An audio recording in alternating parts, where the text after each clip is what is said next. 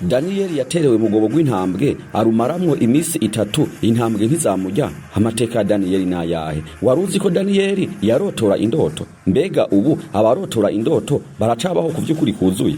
Wobuzi ico Daniyeli yazira? Wobuzi icatumye Daniyeli atererwa mu gobo gw'intambwe? Wobuzi amateka ya Daniyeli? Mu kukubwira amateka ya Daniyeli ndifashisha igitabo citwa The Writing of Daniel. Ndifashisha n'igitabo bita History Dictionary of Prophet in Islam and Judaism. Sowa story murakaza neza. Daniyeli yabayeho mu mwaka wa 617 imbere y'ivuka rya Yesu. Daniyeli mu Giheburayo risigura ngo Imana niyo mucamanza. Nivyo wavyumvishije neza. Daniyeli muri Bibiliya iri zina rivugwamwo inshuro zigera kuri 83.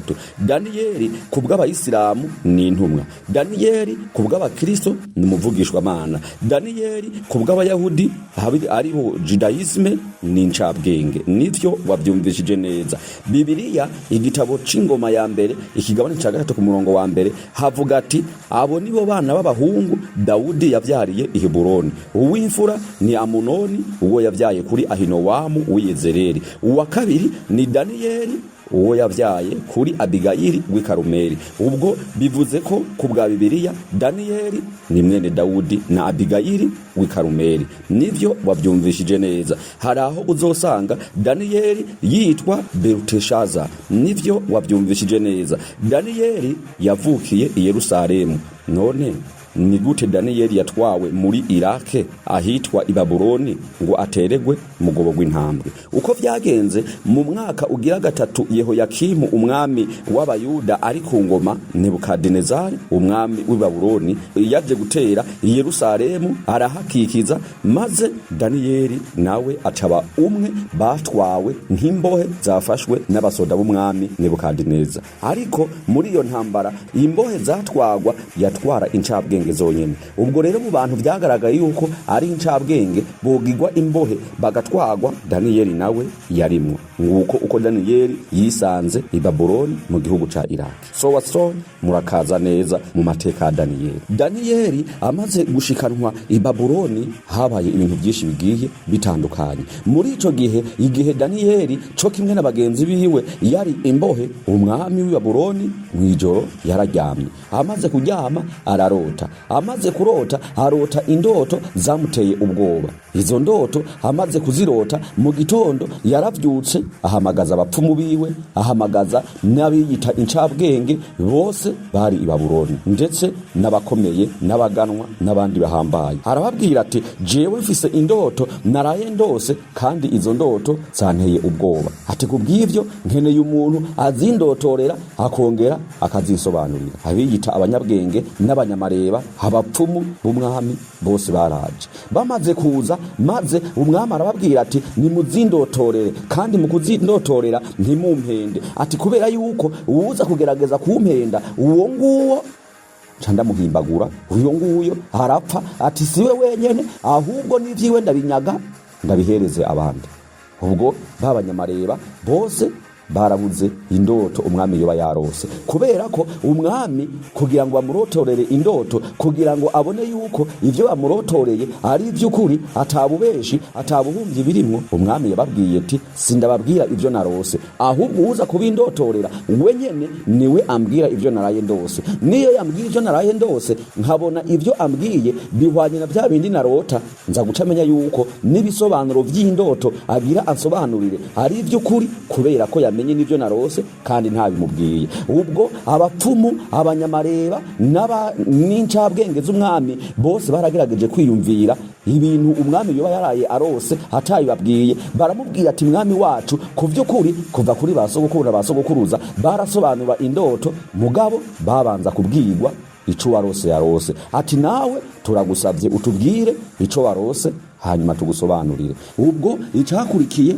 umwami yarabwiye ati ntabwo ivyo vyokunda, ntabwo nshobora kubabwira ivyo naraye ndarota, ahubwo mwebwe nyene mubimbwire mwongere burisobanurire. Niyo bitaba ari uko buri witwa incabwenge, buri muntu yitwa umupfumu, abo bose ndabamarira ku icumu bose ndabayogeza. Ubwo barananiwe, ubwo bananirwa hasohotse itegeko yuko buri muntu wese yitwa incabwenge, buri muntu wese yitwa umutumu, abo bose bagomba kwicwa. Wibuke yuko muri abo bantu bitwa incabwenge babarizwa ku kirimba, babarizwa ibwami, Daniyeli nawe yarimo, kubera ko ico gihe yari yaranyazwe, yari yaratwawe nk'imfungwa y'intambara, kubera yuko ari incabwenge. Bitewe nuko muri ya ntambara umwami Nebukadinezari w'i Babuloni yagaba Yerusalemu, mu vyo yanyaze n'abantu bose bita incabwenge, agenda batwaye. Muri bo hakaba habarizwa Daniyeli. Ubwo ro Daniyeli nawe kubera ko yari incabwenge kandi itegeko ryo kwica incabwenge rikaba ryamaze gusohoka,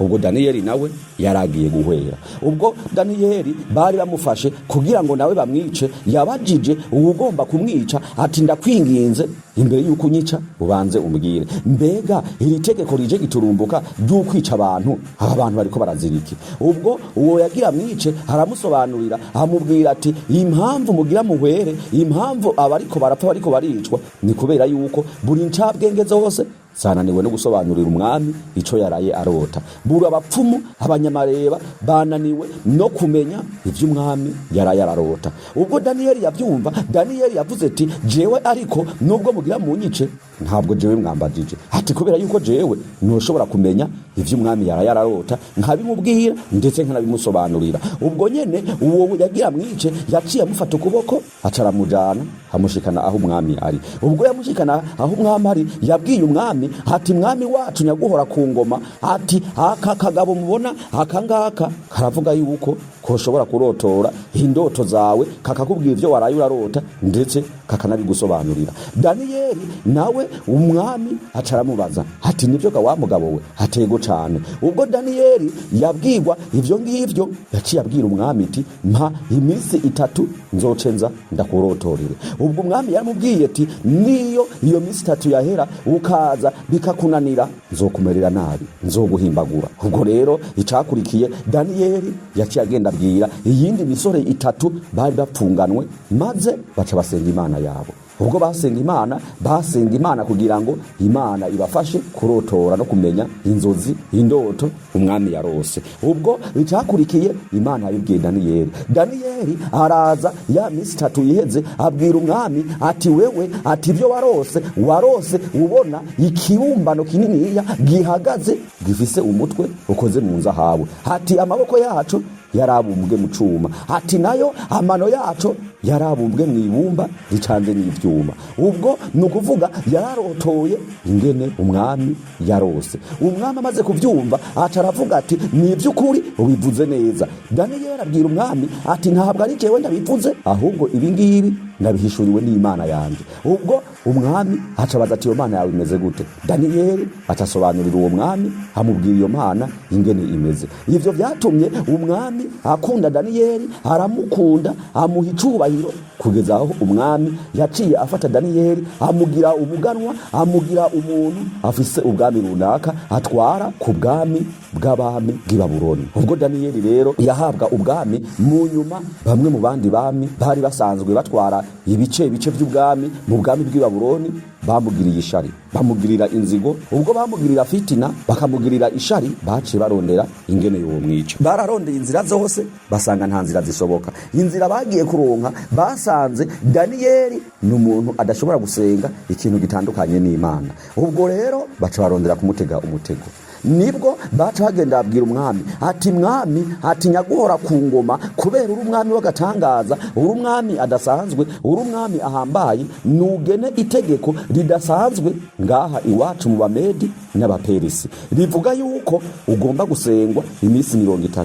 Ati ndetse muri iyo misi 30 uzogira icyo asenga gitandukanye na wewe, uyo azoshaterwa mu gobo gw'intambwe. Nguko uko Daniyeli yaterewe mu gobo gw'intambwe. Ivyo bamaze kubikora Daniyeli yarabimenye, hamaze kubimenya ariko ntabwo yigeze abishira mu ngiro. Ubwo rero Daniyeli atabishira mu ngiro, bagasanga ariko arasenga Imana yo mwijuru, ntariko arasenga ico Imana, ntariko arasenga iyo Mana y'umwami. Umwami ubwiwe ngo ari we asengwa na Daniyeli. Babandi bami baciye bazabwira umwami mukuru, baramubwiye ati mwami wacu nyaguhora ku ngoma, nkuko amategeko y'Abaperisi abivuga, buri muntu wese agararije itegeko ry'umwami, uyo igihano ciwe atererwa mu bwobo bw'intambwe. None nguyu Daniyeli aho kugusenga muri no misi 30 yisengera Imana itandukanye nawe. Kubw'ivyo Daniyeli akwiye gutererwa mu bwobo bw'intambwe.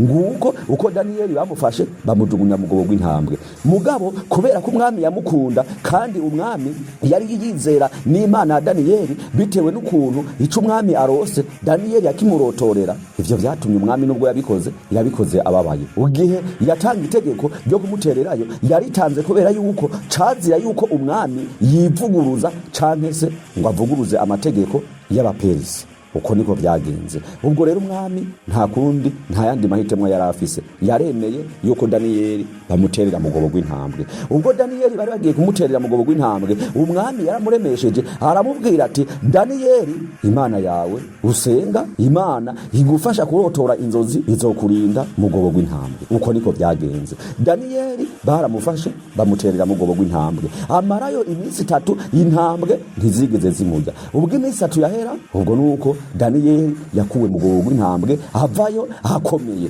Ubwo rero Daniyeli amateka yiwe acarandikwa yuko Daniyeli yaterewe mu bwobo bw'intambwe ntizagira ico zimugira. Sowa story murakaza neza. Daniyeli arokoka amenyo y'intambwe. Kubera iki?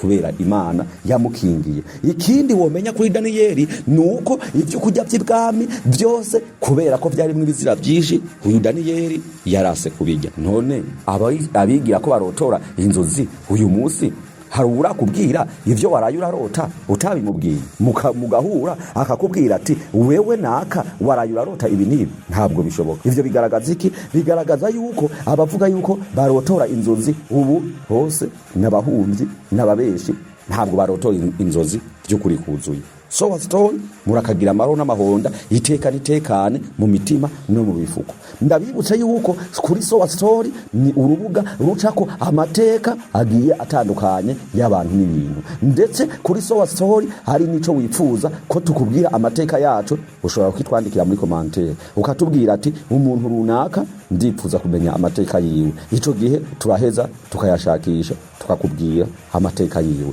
Hari n'ikintu wifuza kumenya igihe catanguriye abagifonze umwaka n'itariki n'ingene byagenze, ubwo waheza ukatwandikira muri commentaire ukatubwira ati nifuza kumenya kuri iki niki. Turaheza tukakigukorera tukakubwira, kubera yuko Sowa story ihari kubera mwebwe. Ubwo rero nimwibagire gukora subscribe ndetse no kurungikira abandi kugira ngo n'abandi bashobore gusobanukirwa Sowa story. Murakagira amahoro n'amahonda itekane. Hasta Victoria siempre. Nimwibagire gukora subscribe.